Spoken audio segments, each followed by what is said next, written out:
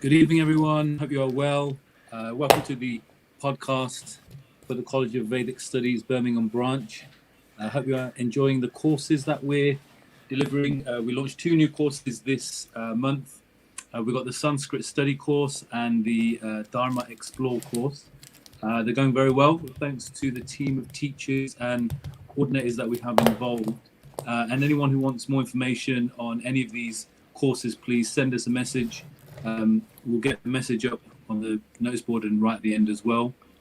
We've got entry-level courses on the Bhagavad Gita and intermediate and expert level courses on more esoteric texts like the Srimad Bhagavatam and Chaitanya Charitamrita. If you're listening live right now, then feel free to comment or ask questions. Just respond, let us know you're out there. Even just a little smiley face is good enough. On this podcast, we make a humble attempt to look at the world through the lens of Bhakti. Premanjana Charita Bhakti Vilochanena, eyes decorated with love and devotion. And we do this by getting the experiences, thoughts, and opinions of Bhakti Yoga practitioners. We've had some great conversations with some great people, and tonight is no exception. Tonight we have Ravinol Chambers with us this evening, and I'm very glad to say he's a close personal friend of mine. We've known each other for 20 odd years. Rav has been part of the Bhakti community here in Birmingham for over 25 years now, and he took up his spiritual path of Bhakti in Dublin, Ireland. We'll hear more about that, and hopefully we'll hear a lot about his adventures in Bhakti that have taken him to Africa and India, and now he's a family man. He's a multi-award-winning filmmaker, and we certainly hope to talk about his latest project titled Rota in Vrindavan, which highlights the education of girls. So, Rav, welcome. I can see you there. How are you doing? Thank you so much. Yeah, I'm glad to be here. I loved that when you said Dublin, you said it in an Irish Dublin. accent. Yeah. That's why I've got my hat, actually. I got my... yeah, Piggy Blinders. Dublin hat, that's it, yeah. Yeah. So how are you Good to be doing? here. Yeah, really good, thank you. Yeah, it's I've been doing a lot of interviews recently because obviously I'm launching the documentary, so I'm trying to keep my energy up. It's kind of quite exhausting, but it's been a lot of fun though as well. Yeah. So certainly, I definitely want to get to that. I thought we'd start obviously where beginnings happen right at the start. Like if we could start maybe with something about your Irish roots, Dublin, what it was like. Yeah. Well, sometimes people describe Dublin, especially, it's hard for anybody who's below a certain age. I mean, I'm a good bit older than you, Jess, as well. But there was a time before the internet. And when you would go into the city centre to meet a friend, there wasn't even mobile phones. So you'd phone them up on their landline. You'd arrange a time and a place. And you'd go in on the bus. And if you were late or if they were late, you wouldn't really know if they were still late or had they been and gone, and you'd sometimes only find out 2 days later what happened. So Dublin was described as kind of like London, but without any makeup, you know. It's a kind of very, especially back then, it had a real sort of friendly, natural charm to it. Not too big, but had a lot of culture and tradition and music and things like that we were into growing up. And although I'm from an Irish background, my family were quite unorthodox, if you like, you could say. I mean, they called me Ravinol, right? It's not an Irish name that you would hear of often. It's a name out of a movie that my dad saw. Then he called my next brother Athos from the Three Musketeers. And then he called my sister Tamar and my youngest brother Lloyd. By the time they got to Lloyd, it was getting a bit more normal, but... and he got into a thing called macrobiotics in 1973. So for anyone who doesn't know what that is, it's basically like really strict whole foods, healthy eating, no meat, no dairy, no sugar. Basically kind of like veganism, sort of. So he was an out-of-the-box kind of independent thinker. So we kind of grew up with that spirit. So it's funny that you say macrobiotics, because my work colleague, that's the diet that he follows, actually. Okay. Lots of grains and pulses and, brown rice. Brown rice. Yeah, it takes ages to cook it and everything.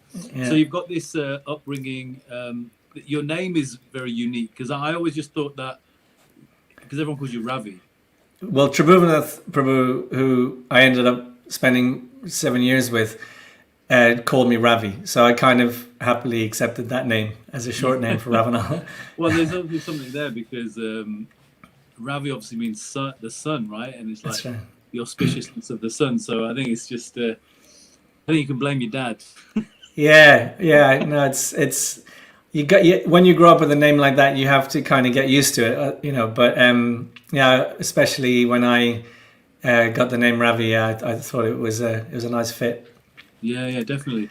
So tell me about like, so I think we've got a picture of you playing a guitar. I don't know if you can you play it, or are you? Yeah. No, I can. I used to write songs and sing, and a lot of my friends were musicians, and yeah, there we go. Yeah, that's so when kind I of. went to Dublin, there were loads of places that were playing live music. Yeah, it's very much part of the culture, very much part of yeah, very much. I suppose. Yeah. Yeah, I mean, in a lot of older cultures, I suppose even in Indian culture, although there'll be all kinds of music, back before the internet, again, like that's what people did. They gathered and told stories and played music and things like that. So yeah, Ireland has a kind of a long history of songwriters, yeah, for sure. That was kind of my David Bowie phase as well. I remember a friend of mine said, with David Bowie was quite unusual in that he was so unusual and extraordinary that a lot of people who maybe, so what did my friend say? Something like he brought us up in our bedrooms behind closed doors without our parents realizing it. So like when you're a teenager, and you get into music and you get into a whole world that maybe you feel like other people don't understand, but you feel like it helps you to make sense of where you're at in your life, so it was kind of a phase. Yeah, cool. So how is it then you came across any sort of Bhakti literature or way of life or something? How can you share something about that? Yeah, definitely. So I mean, the first moment where I really remember thinking deeply about existence and my place within it, I was about 9 and I was standing next to my mum while she was putting the laundry away, and I was asking her a series of questions I couldn't quite formulate myself, but there was something along the lines of, if I didn't exist, would any of this exist that I can right now experience? And if it did exist and I didn't exist, what would it really matter? So it was the nature of, egocentric existentialism kind of. And I was, because it's later when we come into Krishna consciousness, we sort of find a place where some of these questions get answered. But it continued throughout my teens. Like it's like the obvious question you would ask, isn't it? Like, where are we? Why are we here? And what's it all about? Those were questions that really, I won't say plagued me, but really deeply kind of I thought about a lot. And when I was 15, a friend of mine from school, Stephen Byrne, his name is, he said, I'm going around to all the world religions, and for some reason he chose me for the Hare Krishna temple. And he said, do you want to come with me? And I said, yeah, I'll come along. And so anyone who's old enough to remember the 80s will remember the term yuppies. So the yuppies were like, fancy cars, suit and tie, kind of upwardly mobile, like trying to be successful in the material world, if you like. And I was a bit like that. As a teenager, I'd wanted to be a stockbroker, and I was very kind of, there was one side of me that was drawn that way and one side of me was drawn towards spiritual things. Anyway, we went into town, and on the way to where I was going to meet him at the central bank, these punk rockers, with spiky hair and all that, who had somehow or other, there was a misunderstanding, whatever. Anyway, they chased after me. They recognized me, chased after me, and they punched me a few times. And then they got a strawberry milkshake from McDonald's and poured it on my head. It was horrible, honestly. So I had, and my friend came and we sort of dispersed and we continued on to the temple. It was in a place called Crow Street in Dublin, in Temple Bar, which is probably where you went to those places for the music. Yeah. And I sat and I was a bit distracted, as you can imagine, because I was all sticky. But I remember vaguely the kirtan. I remember the symbols, the cartels, and the talk. But I didn't take a lot of it in. But afterwards we had this totally delicious prasadam, you know. And there was a lady who looked like Mother Vrinda, but I found out later it wasn't her, that we asked afterwards, can we get the recipe, because it was so delicious. And she said, yeah, why don't you come along next week? And we were like really wary, you know. We were like, oh, they're trying to get us, you know. So we didn't go back. But the funny thing is that then I finished school and I finished university. I did a degree in psychology, and I ended up in San Francisco after my degree for 4 months living there. And I went with that same friend, Stephen Byrne, and we fell out at a certain point. So we separated. We were living in different parts of San Francisco. And then we each got a flyer for the Rath Yatra. We didn't know that we each got a flyer for the Jagannath Rath Yatra, which ends up in Golden Gate Park in San Francisco. Anyway, we were in Golden Gate Park and we see each other. And so we were, you know, happy to see each other. And we were going closer and closer to the stage program, because they have, you know, after Rath Yatra, they have dramas and kirtan and everything. Anyway, this devotee is saying on the mic, so today is a very special day. You know, Lord Jagannath is 5,000 years old and he's in a really party mood. And so we didn't know anything about what's what. So there was a murti of Prabhupada on the stage. And we were thinking to ourselves, well, this must be Jagannath that he's talking about. And actually, we were a little bit stoned. And so then we were getting a bit closer and closer. And we were actually saying to each other, that guy couldn't be 5,000 years old. It's not possible. And then anyway, they're saying he's in such a party mood, but he's not even moving, right? And then as we got closer and closer and we realized, then we just started rolling around laughing, you know, it's funny. But we took prasad and we went to the bookstore. And by this stage, I'd started studying Gnostic anthropology, which is Gnosis. And so I'd heard about yoga and meditation and reincarnation and all these things. But I had a kind of an impersonalist idea. And so when I was talking to the devotees, we kind of agreed on certain things, but we disagreed on a few things as well. So anyway, I came back to Ireland, and then I met a friend who was in a band, and he invited me to the temple in Dublin on a Sunday feast, and that's when I met Tribhuvannath. And was this the same building that you were at, or is it a different place? It's a different place now. Yeah, it was around the corner, not too far, but this was on the main drag, Dame Street. Yeah, so that was the preaching centre there. It was actually at the end of a really long road where traffic, you know, stopped for ages, you know, before the lights would let you through. So and this was at the very end, so you could see that. Like anybody in the traffic for about 15 years would have seen that. Hare Krishna Cultural Centre. In the front was a shop, and we used to sell clothes and incense and all Indian trinkets. Then after that was a temple room, and there was a Panchatattva picture. Behind that was a small kitchen. Behind that was the only shower, which was only cold. And in the basement was the ashram. And next door downstairs was a nightclub. So you'd have the pumping music, and we had these bunks that Giri and the devotees, Vince was there as well, that had made. So, and Tribhuvannath basically had set up this center. And I was just incredibly drawn and attracted to Tribhuvannath, because he would talk about the philosophy in such a way, and because you're in so close to the street, you could literally look out into the world. And as he talked about the material world and how it all worked and everything and how our position was in it, I could kind of see what he was talking about out the window, and it completely made sense.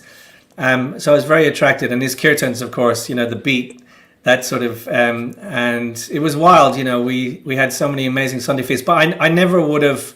So this is in Africa, actually. This is Tribhuvannath on the right. Oh, right, yeah. Yeah. Just for anyone listening, I'm just going to just explain that Tribhuvannath Prabhu was in Birmingham, and he was in Ireland as well. And this, if anyone who's seen or heard the Hare Krishnas coming down the street, that very famous kind of bass line is actually the simple but profound drum beat that Tribhuvannath used to play. And Rav here spent many years with him, was guided by him, and you know, was kind of taken under, you know, his wing, right? Is that? Yeah, absolutely. I mean, 100%. So that, just briefly, before we go off that picture, so that's Tribhuvannath on the right. There's a devotee called Maha Peter in the middle, the tall guy, and then I'm the fourth one along. So the sort of slightly between the two tall guys is me, and then on the left is Mother Vrinda, actually. So that was in East Africa. But yeah, I mean, Tribhuwanath. So basically, what happened was, I would have just come along to the Sunday feast happily and been an armchair philosopher, to be honest. Um, but one day, Tribhuwanath invited me downstairs, or Giri said, Tribhuwanath wants to speak to you. So I went down. He had this room which was downstairs. It was in the front of the building. You know when you have the footpath and you see those kind of glass bricks in the footpath and you can see down?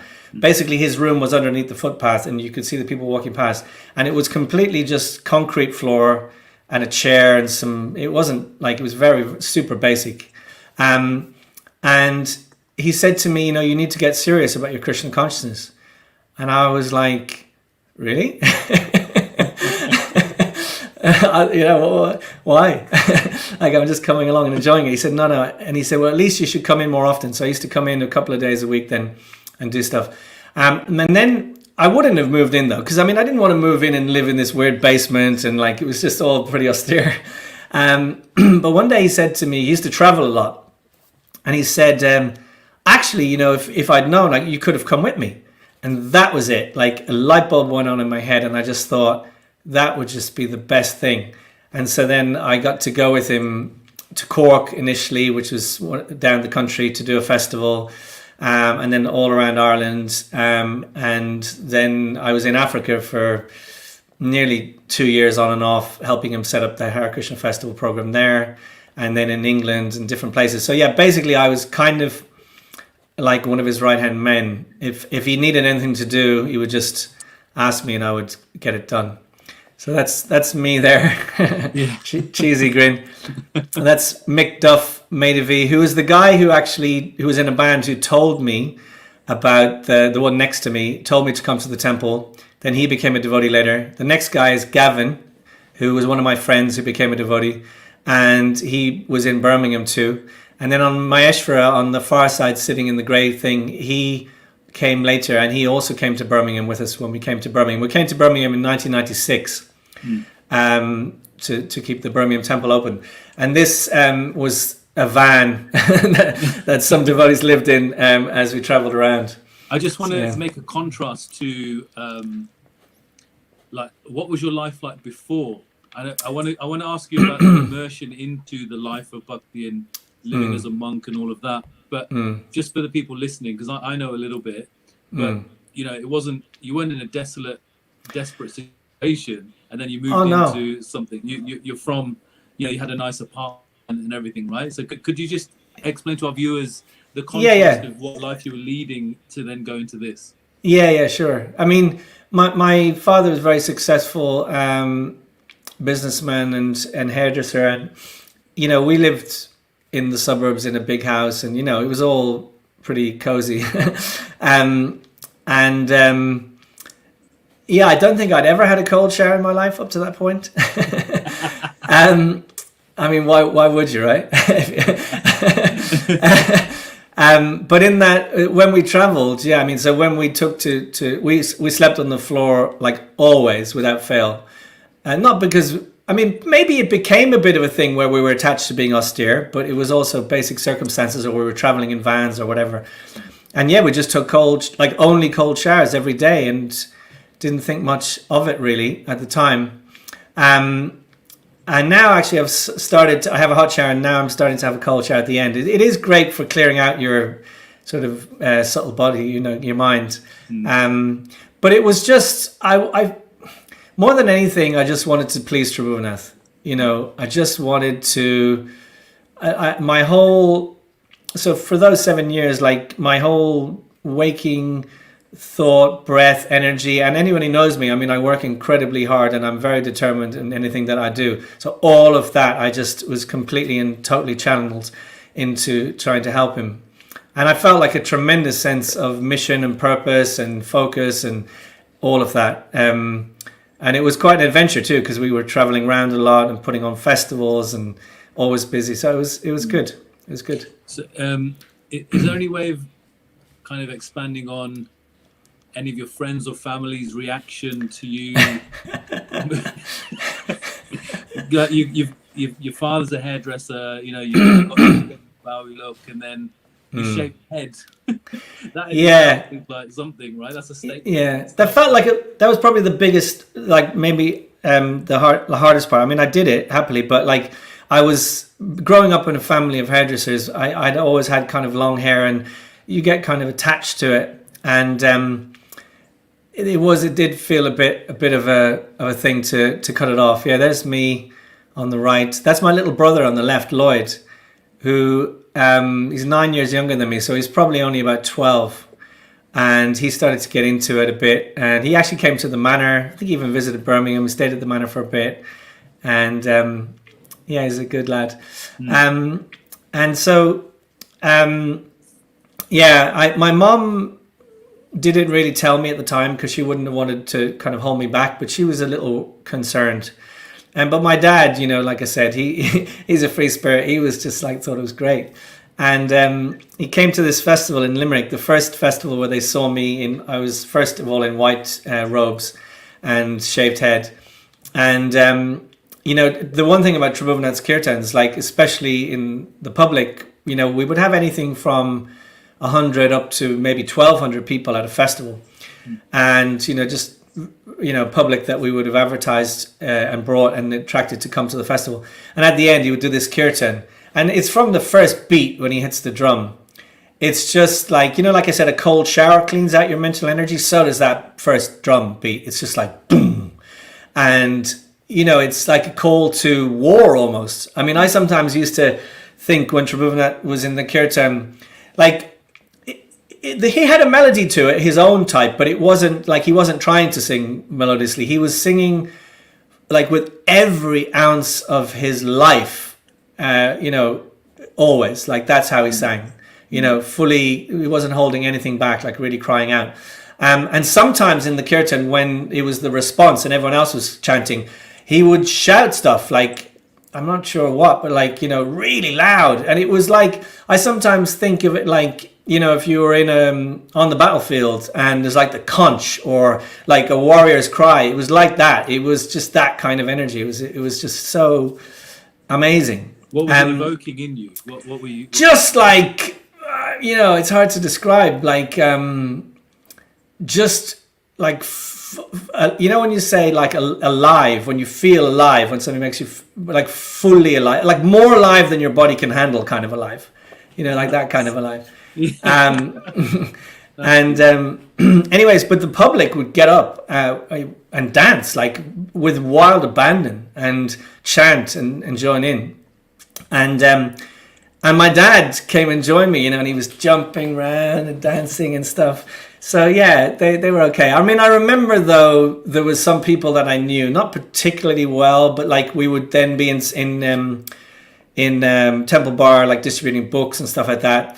And one girl that I knew came over and she just thought like I just lost the plot, you know, and was really upset like about it. So, but mostly my real friends were happy. I mean, a lot of them became devotees afterwards. You're very convincing then, obviously, of the Bhakti philosophy. Yeah, back then I was. Now I only really preach to people if I think they're interested. Then I was like very more enthusiastic. I think we have got a picture of your. Yeah, there you are. Yeah. Okay, so the Hare Krishnas are famous for like stopping you in the street and asking you philosophical questions and trying to give you books on philosophy and yoga and things like that. So here's yourself. Do you want to? Yeah. So this is Grafton Street, which is a famous, probably there's the north side and the south side of Dublin. This is the south side, which is sort of slightly more affluent, and it's where all the main shops are, and it's pedestrian. So it's a great place to stop people and doing books. And my dad's shop actually is or hairdressers is just off to the side there.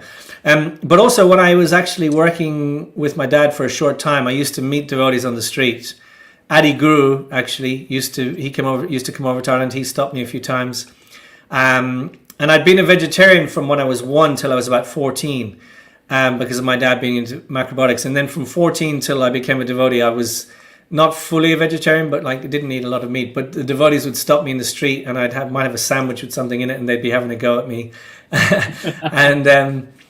and yeah, it was so that then we, you know, typical thing, selling books, you know, where are you from here, or what are you into, all of that stuff, and then book about yoga, meditation, and give a donation. But it was great fun. I mean, I have to say, I preferred sitting down and talking to people after the Sunday feast, say, about philosophy and stuff like that, than just the short interactions you have in the street. But it's all good. What does that do to you, though? What does that do to you? To, like, your mission is to kind of literally not even cold call, but like just stop.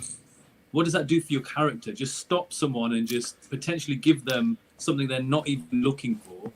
Yeah, it's difficult. Potentially need. Yeah, definitely. It's sort of, there are many challenges to it. I mean, it's quite a purifying experience because it is hard, but there are many challenges to it because you can it's easy to get into a mindset that you just develop a technique or a tactic, or, you know what I mean? And you think that that's what you like, so that it can kind of get into I mean, what you're doing is ultimately great, but I think to do it in really good consciousness where you're not attached and you're really just trying to do it to benefit them regardless of what happens. Like Vaisheshika Prabhu has a great teaching. The way he teaches devotees now to distribute books, I think is exemplary.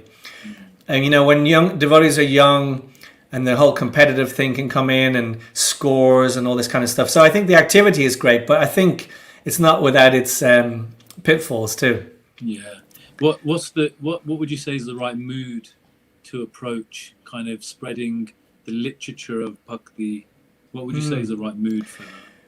I think you've got to want the person to take the book, but you have to, I believe anyway, present it as sincerely as you can, and also kind of be attached but unattached. Like, be attached in what your wish is, but you can't, if there's any element of coercion or force or just even, I mean, some people might disagree, like just charm, it doesn't matter, they've got the book, whatever.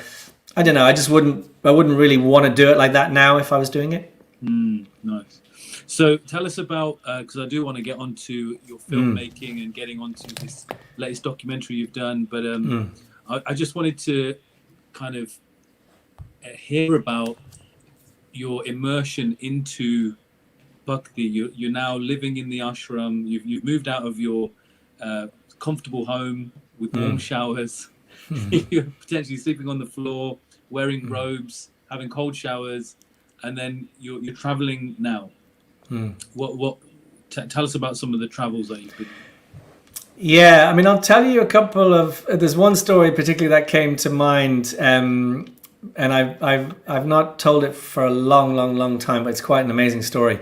So there was a devotee called Mahotsaha and Sharma. They actually were in Birmingham when Govinda was there, and then they came to Ireland, and they were really into book distribution. And it was the Christmas marathon, and I was traveling, just me and Mahotsaha, and we were traveling all around Ireland. And so he had a van, which was his van.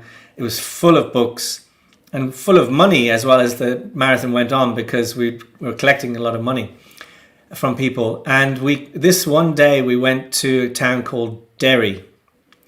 Now, anyone who knows the troubles between the north of Ireland and the south of Ireland, Derry is a kind of a unique city, because it's Londonderry to the people who are sort of see themselves more with the English, and very much Derry to the Irish Republicans. And so anyway, we're in this town in the high street, and people are screaming and running down the street like there's a terrorist attack, because actually the main shopping centre had been set on fire. And then there were actually vehicles being driven into the high street and set on fire by men in balaclavas. Now, just to give you an idea of how nutty we were, it didn't even faze us at all. Like, we were still standing there in the street in the exact same spot, with people running down the street screaming like anything, still trying to stop them to sell them books. and it was hard. But anyway, these were kind of it was a terrorist attack, essentially, really. Yeah. And after a while, it got to about 4:30, and we said, okay, look, it's a bit tough or whatever, let's leave. So we got in our van, and just as we're like coming out of the city centre and we're at traffic lights, there's a knock on both of our windows, and there's men in balaclavas. And I swear to God, honestly, you just can't, and the guy said to me, get out. So I got out.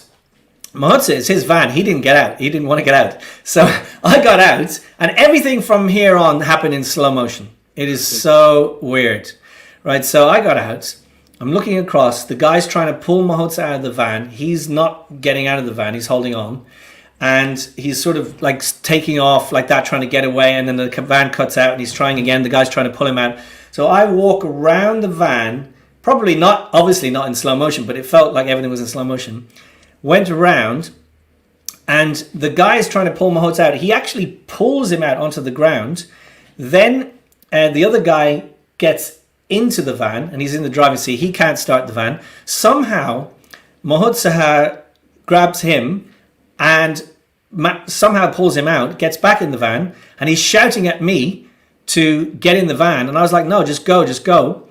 And this guy who was in front of me, who'd taken me out, was about to try and get Mahutsa out. All I remember is I put my hands on him, and I don't even remember doing anything. It felt like I just gently moved him down like that. But obviously that couldn't have been the case. And he just went flat on the ground.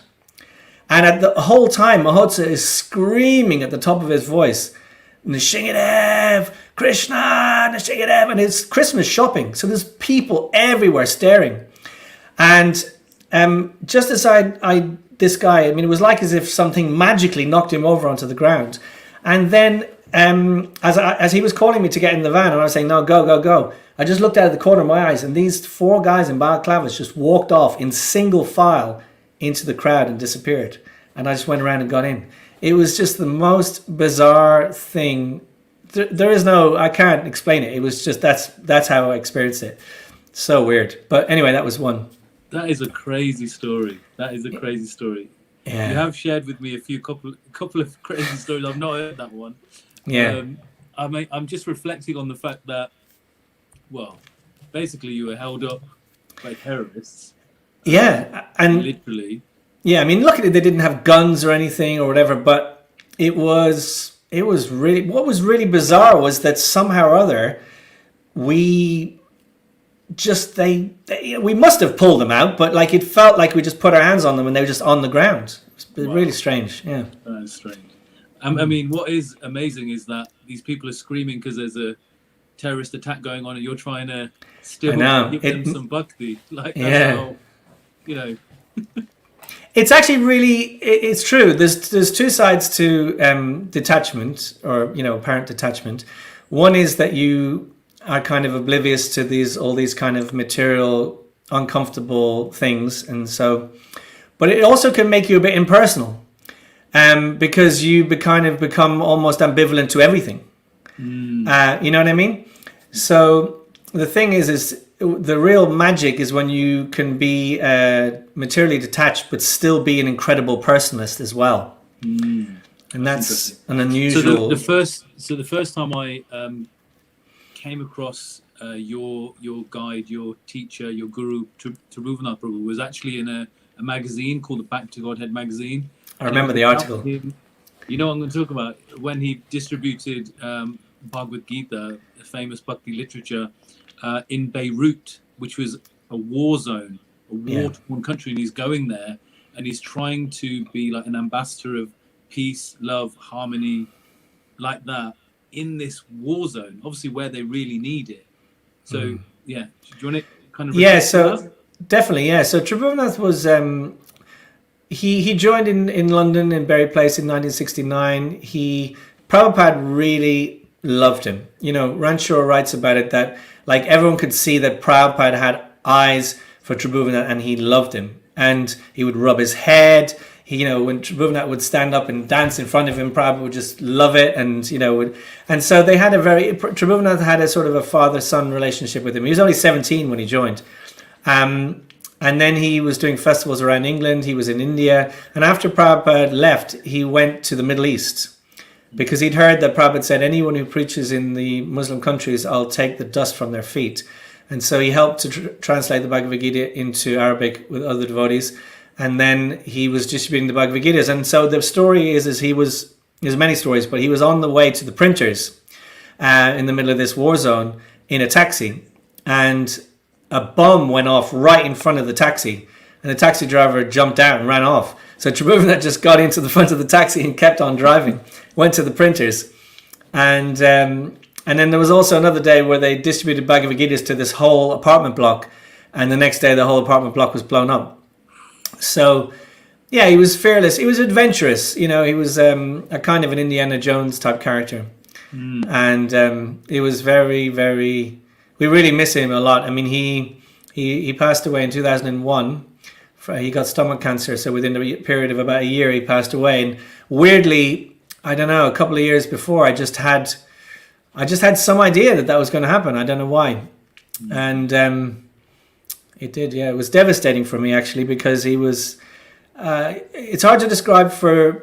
Like now when people come in touch with the temple, or even if they join the temple, it's not quite the same way, and it's in a good way, because it's more integrated and balanced. But when I became a devotee, I really genuinely, like, I left everything behind. So I didn't see my family very, very occasionally. And I really believed that I would be like a monk, as we tend to call it nowadays, but a brahmachari for my whole life. And so, yeah, it was, and there was no internet, like I said, no, we didn't watch TV, didn't listen to the radio. So we were just in a completely different world, really. So, yeah, when he passed away, and it was around the same time that I realized that I wouldn't be able to maintain that level for my whole life, and actually I'd be better situated in family life and so on. And it was a tough time integrating back into work and everything else and all of that stuff. Yeah. Yeah, well, that's interesting, because I think when I went to university it was like 99. So I was there for like 5 years. So then that's when we obviously met. And yeah, so obviously I didn't really know that that's what you were maybe going through. So yeah, I appreciate you sharing that. So let's talk about, so you've kind of, we've gone full circle now. So you're entering family life. So you have a wonderful wife, Tina, and you have your 2 boys.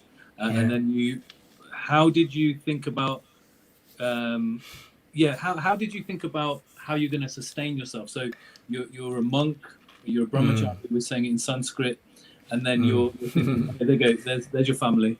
Yeah, there's the kids and Tina, yeah. So how did you decide, like, okay, this is what I'm going to do?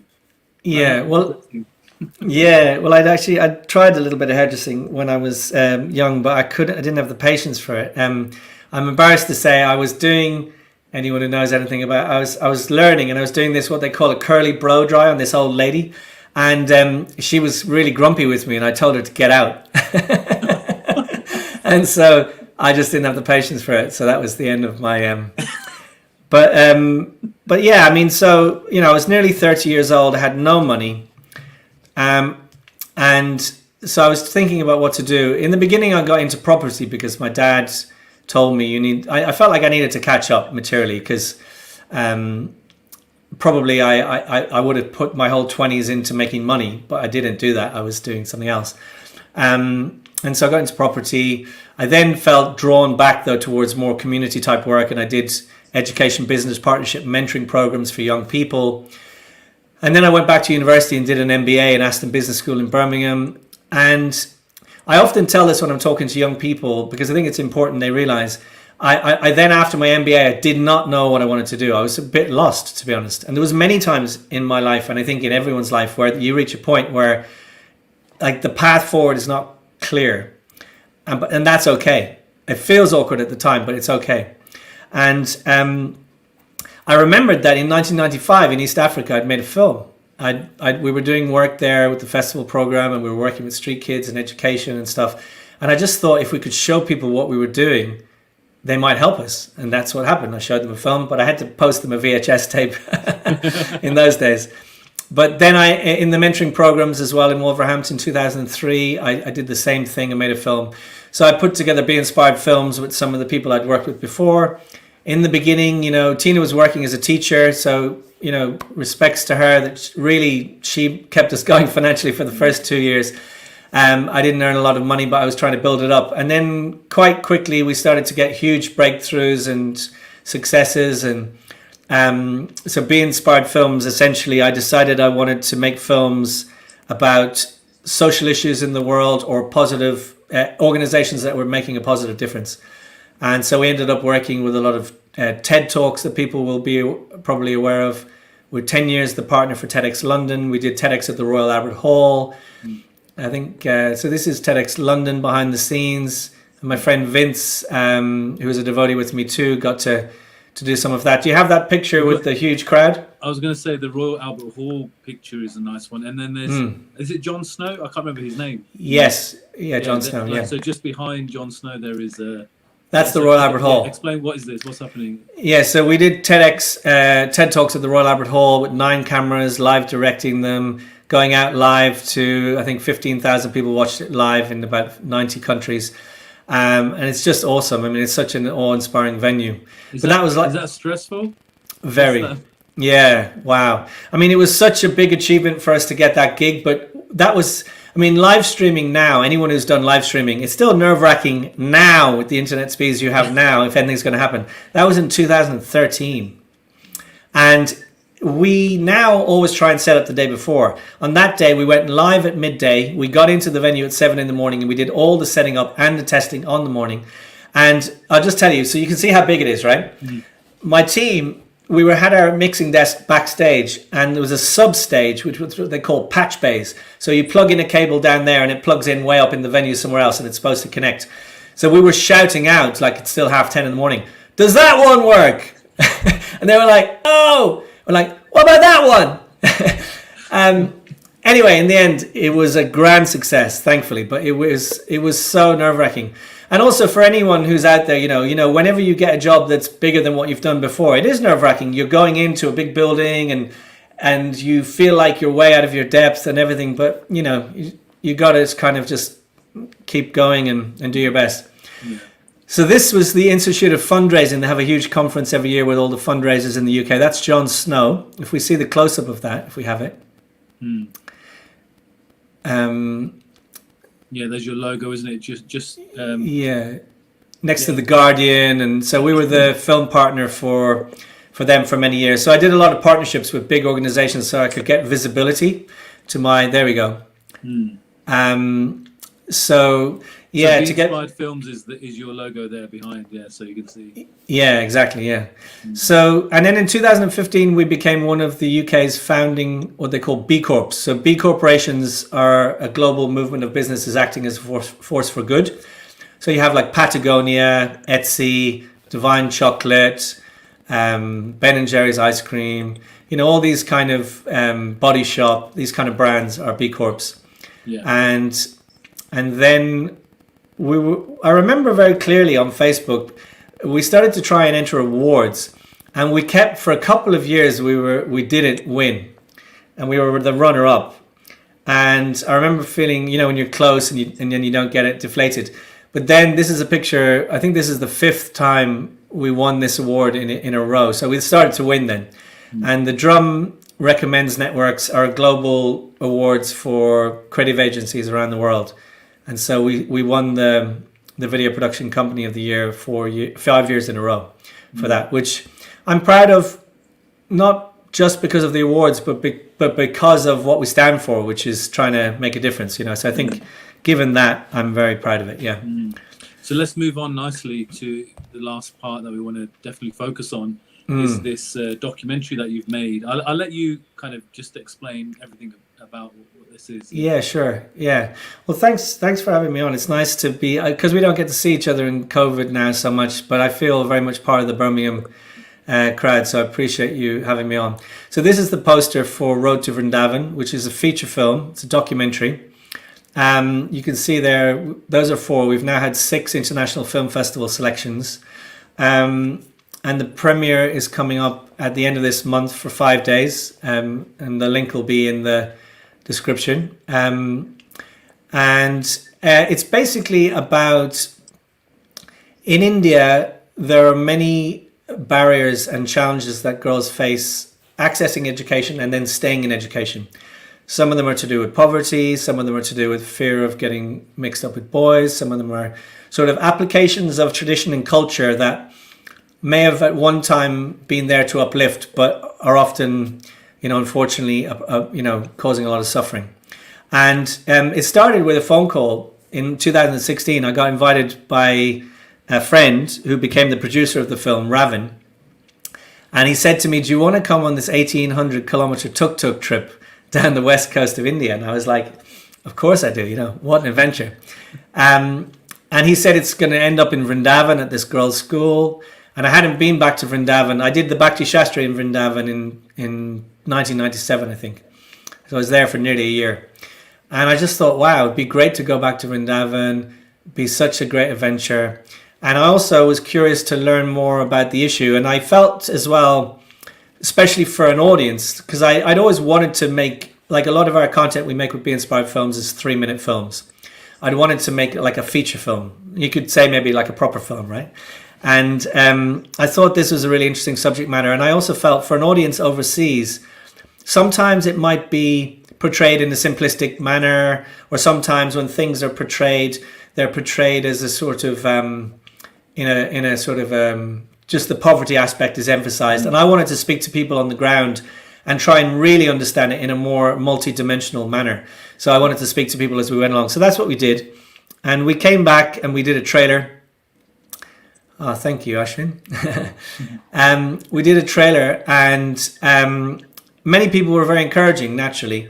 But I had a criticism, and it was, first of all, you're just doing this to jump on the bandwagon because it's a trendy topic. And I was like, well, that's nonsense, because I didn't search for it. It kind of came to me. I was invited to do it. But also they said, why are you doing this as a man? And I guess what they meant was like, this is a woman's issue.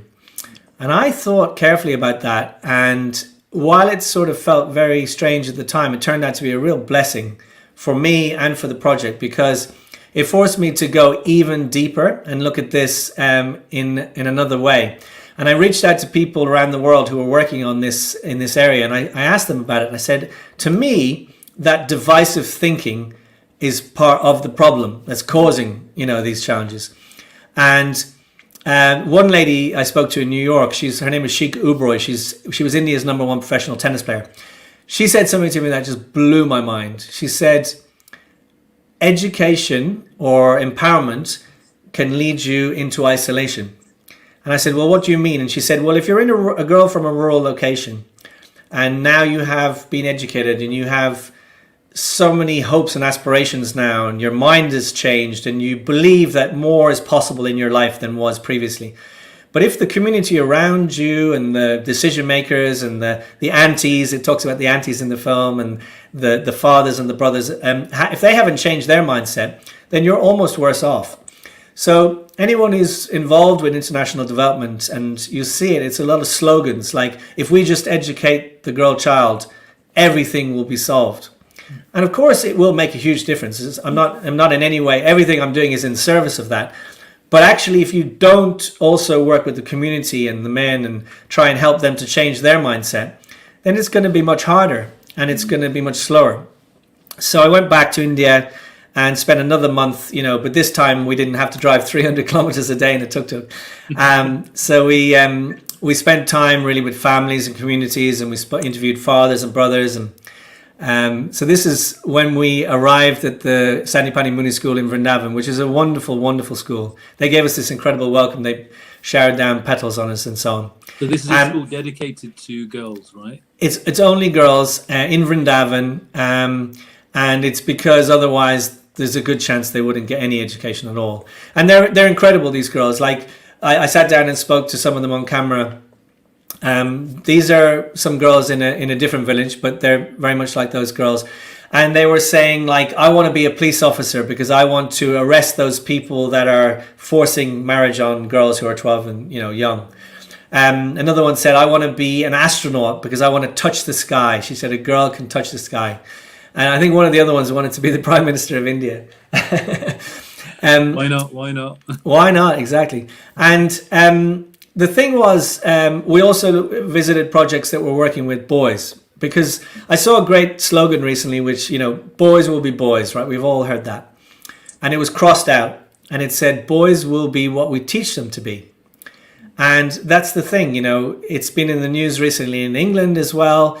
And men are growing up, and the culture around them is such that, it's kind of not in the extreme, but it's kind of normal and acceptable to all that jostling and whatever else. And I think we're so many things, like last year we had Black Lives Matter, and this year we've had, the awareness of, I'm very grateful to see in the conversation the need for us as men to consider our behavior, because we're all, none of us are perfect, right?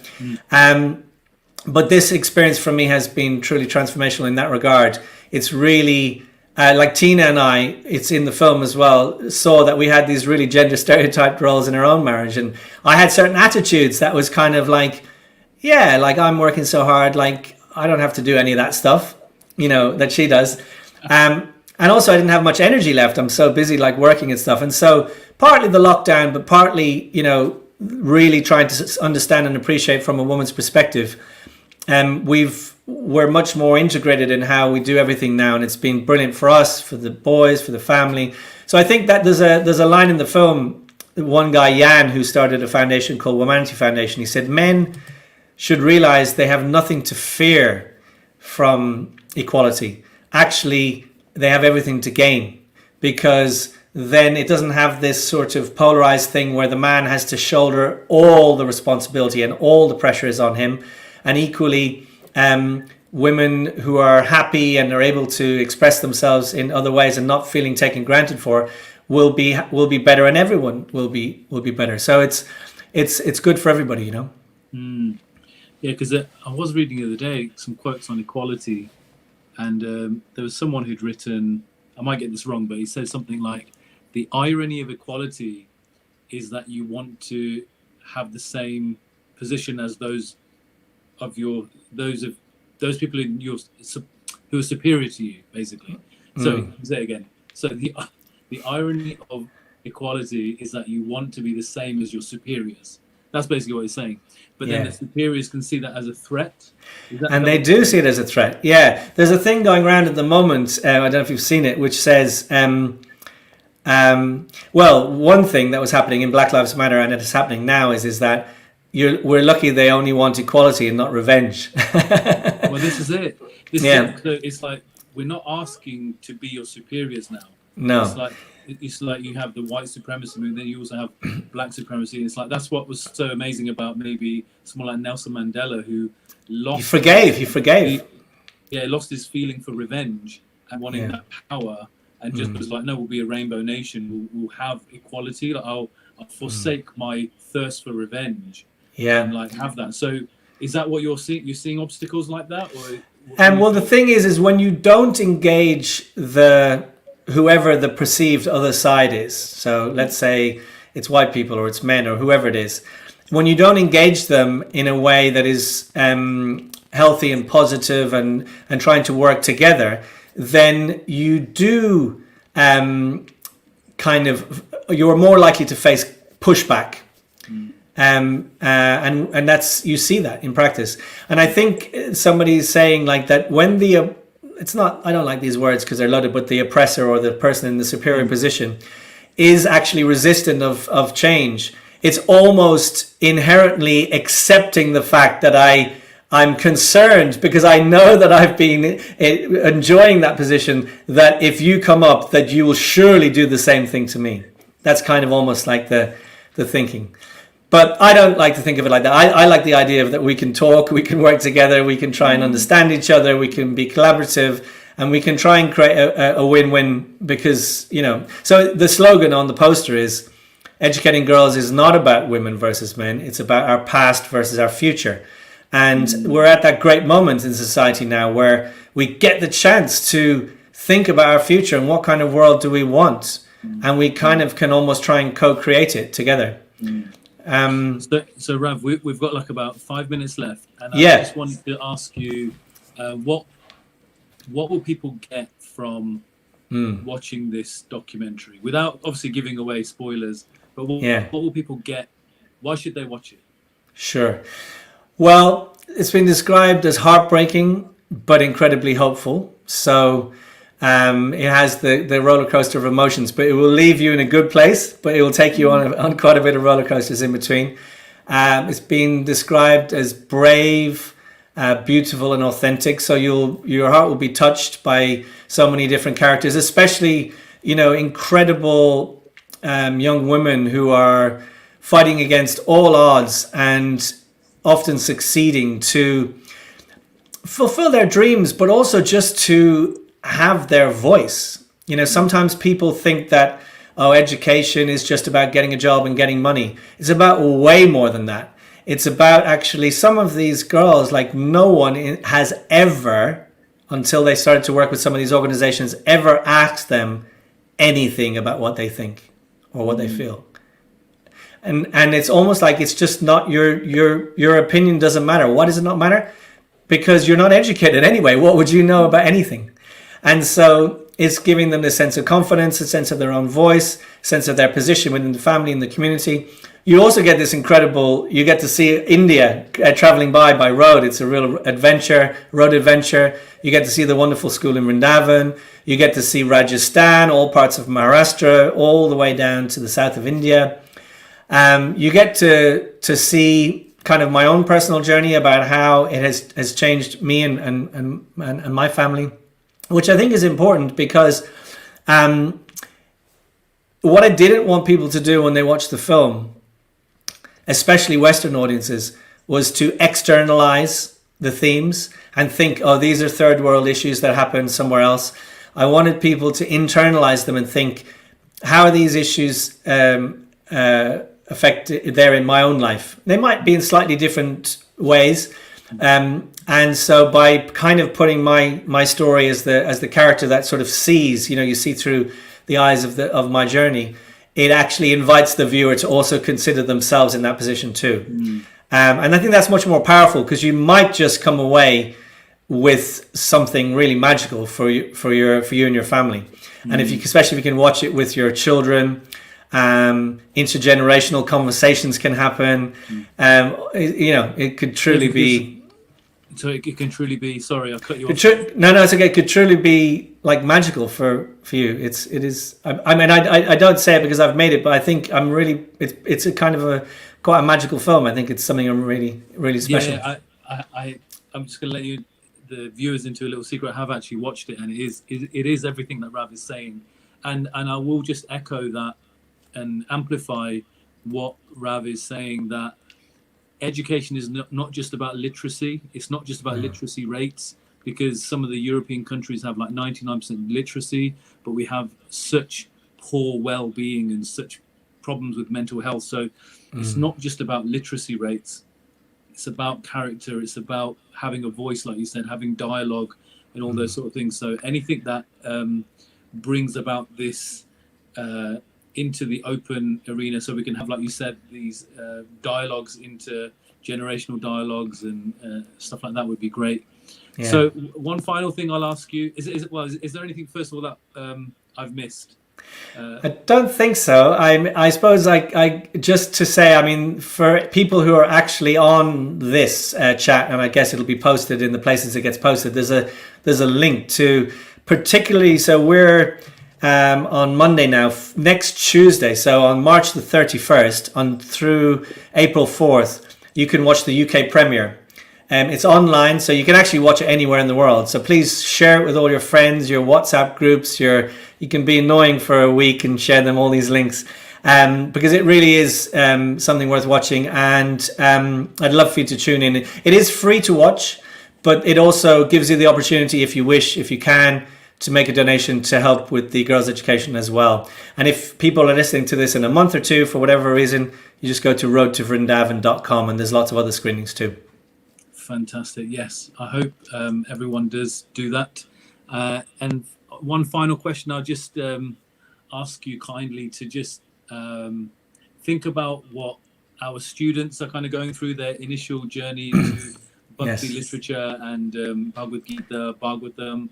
What advice would you have for people who are just opening their eyes to this philosophy of Bhakti, love and devotion? What would you say to our students?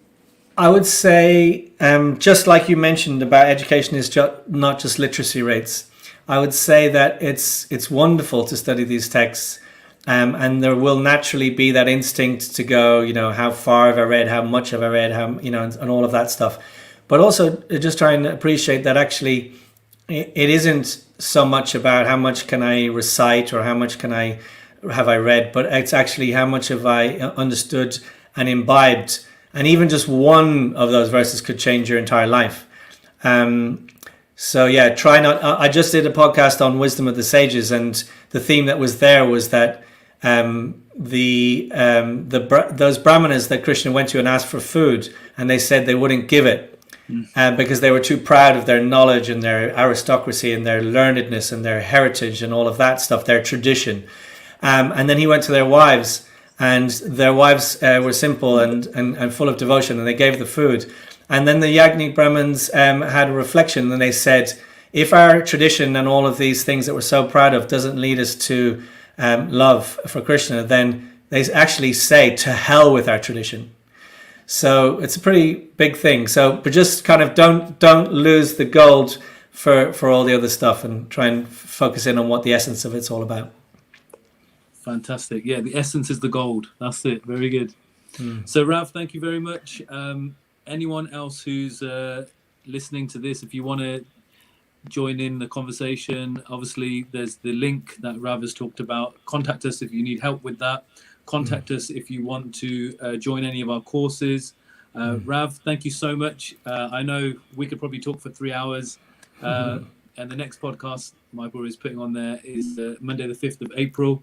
Rav, thank you so much for your time. I wish you all the best with your documentary. And 31st of March, you said, yeah? 31st of March. Can I say one very, very last thing? Just sneaking in there. Yeah. If anyone works in a company or is involved with a charity or any network, which is quite large, we're also going to be organizing throughout this year what we call partnership screenings. So you could reach out to me and we could organize a screening just for your community too. Brilliant. Yeah. Okay. Thank you very much. Thank you. Hare Krishna, everyone. Hare Krishna.